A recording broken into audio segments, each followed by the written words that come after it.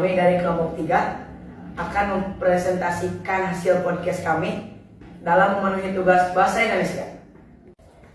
Perkenalkan, nama saya Jaki Ahmad Al-Gani dari kelas 9. Perkenalkan, nama saya Fahri Maulana, saya dari kelas 9. Perkenalkan, nama saya Hana Nabila, saya dari kelas 9 sekaligus menjadi host dalam podcast kali ini. Selamat datang di podcast Suara Publik. Episode kali ini kita akan membahas topik serius yang masih jadi masalah besar di Indonesia, yaitu korupsi.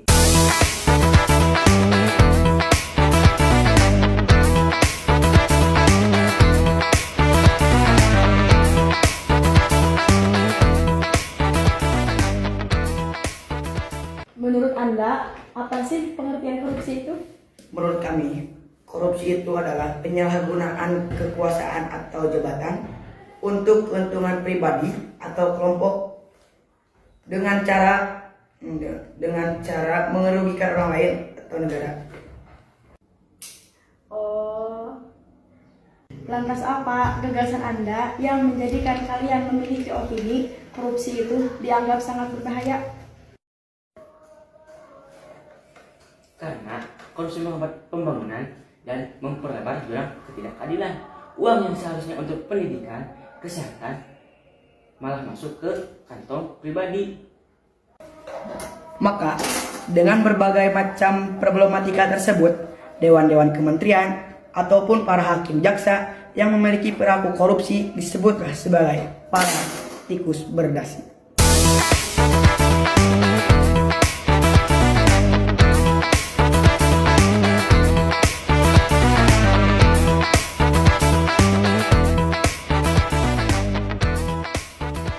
Menurut kalian berdua, apa penyebab utama korupsi di Indonesia sehingga para pejabat yang korupsi disebut sebagai tikus berdasi?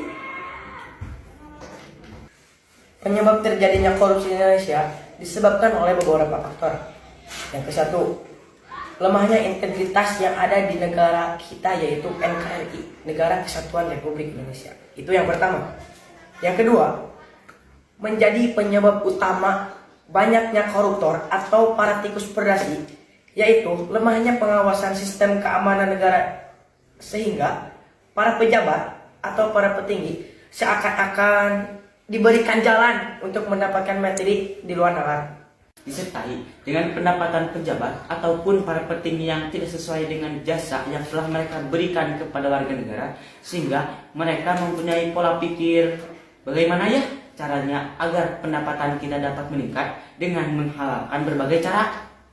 Nah, dari sanalah muncul banyak para koruptor. Benar nggak? Benar.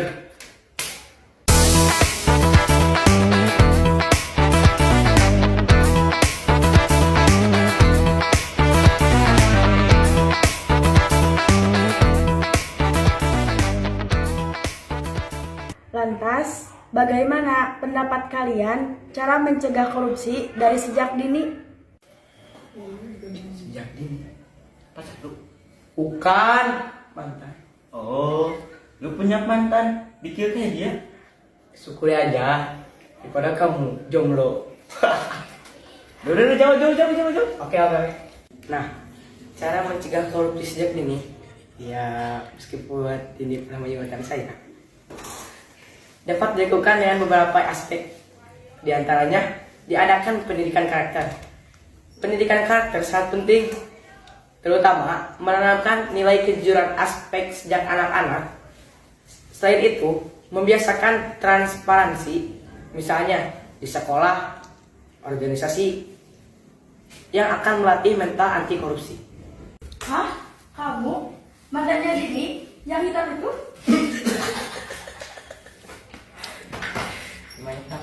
Enggak. Ya, tunggu dia. Aku lapar ya. Ya, daripada kayak berdua jomblo. Udah. Kita lanjut lagi ke materi.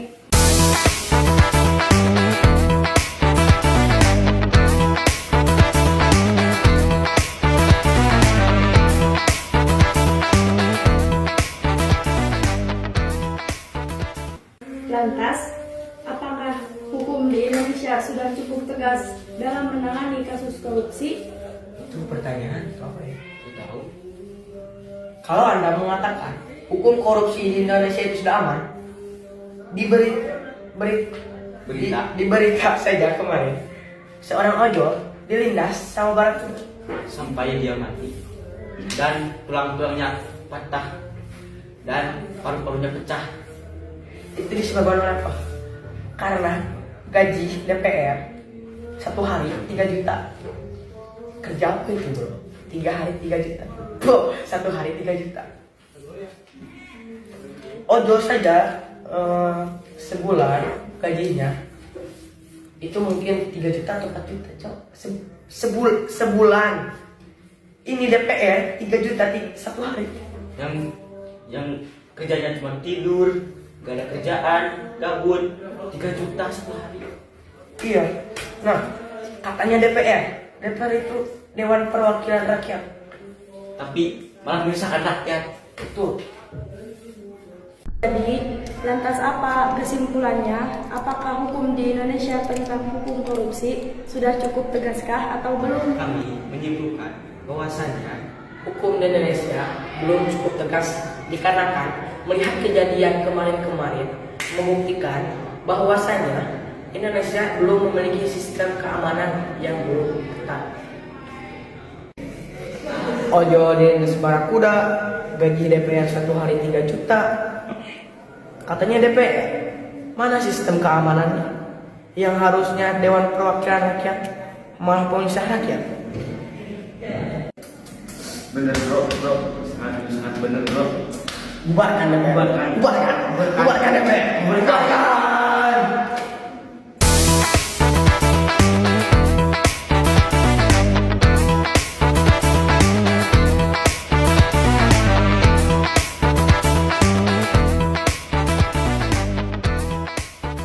Nah, banyak orang menganggap pungli atau gratifikasi kecil itu biasa saja. Apakah hal itu juga bisa disebut korupsi? Betul. Itu juga korupsi, walau nilainya kecil, kalau dilakukan terus-menerus akan membentuk mental korupsi. Dari itulah orang biasa terbiasa lalu berani melakukan korupsi dalam skala lebih besar.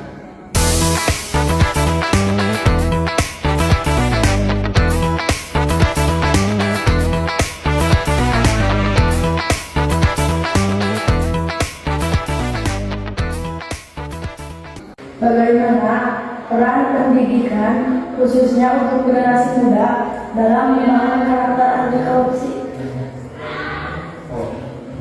Mengajarkan anak untuk berbuat jujur saat kuliah ataupun dalam hal kecil sehari-hari.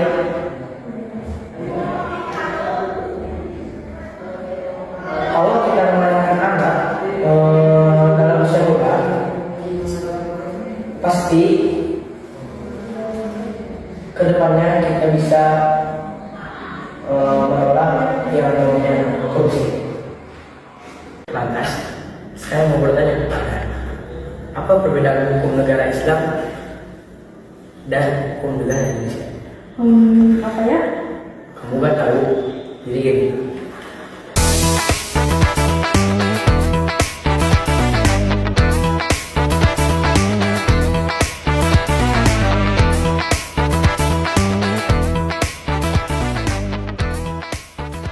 Dalam hukum negara Indonesia, hukum itu dibaca pisau.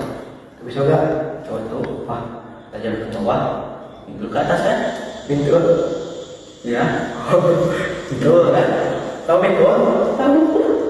Oke. Jadi yang maksud tajam ke bawah itu orang-orang yang tidak mampu atau miskin itu terpaksa untuk membawa setangkai kayu. Itu kayu, emang kayu berapa? Kalau kayu dijual itu berapa? Bikin jalan. Kayu itu terpaksa untuk memasak nasi dan lain-lain. Sedangkan pejabat yang di atas itu melalui uang sampai triliun rupiah. Dan kalau pejabat di penjara. Maksudnya seolah-olah penjara itu milik rakyat. TV, Iya, seperti TV, kulkas, kulkas, kasur, dan lain-lain. Beda dalam hukum negara Islam. Kalau hukum negara Islam, asalku wasalwatu fakau aidiyahum, maling laki-laki, maling perempuan itu harus dipotong keduanya. Adil, aman. Jadi kalau Indonesia menerapkan hukum negara Islam, pasti negara aman.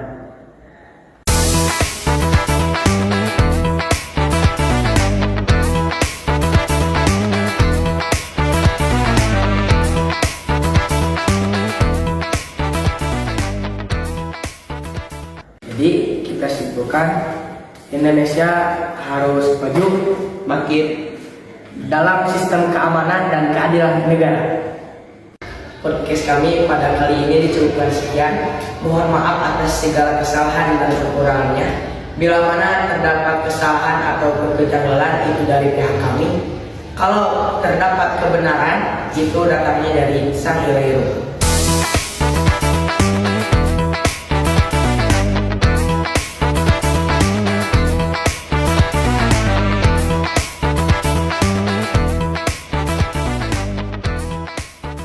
Saya Hana Nabila menjadi host pada podcast kali ini. Kami undur diri.